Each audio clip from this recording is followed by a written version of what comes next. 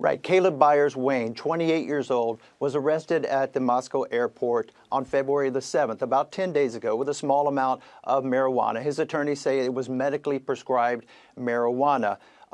In fact, he was arrested just about the time that U.S. and Russian officials were in these deep negotiations for the release of Mark Fogel, the American teacher you just referenced, who was released last week, who was also arrested for a small amount of marijuana.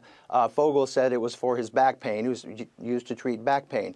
That is where the cases are similar, but the cases really are completely different in many other aspects. So Kalob Byers was released, according to Russia, unconditionally. Remember, Mark Fogel, who was released last week, the American teacher, was released in a prisoner exchange for Alexander Vinnick, who was being held in the United States for money laundering. So that was a prisoner exchange.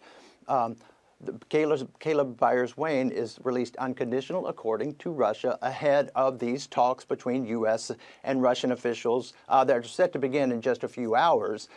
So it's the timing of this that really cannot be underestimated as U.S. and Russian officials prepare to meet for the first time, really first high-level talks since January of 2022, when it was the then Secretary of State in a last-ditch effort to try and dissuade Russia from invading Ukraine. So another release of an American from Russia just ahead of these talks. Timing certainly key in this.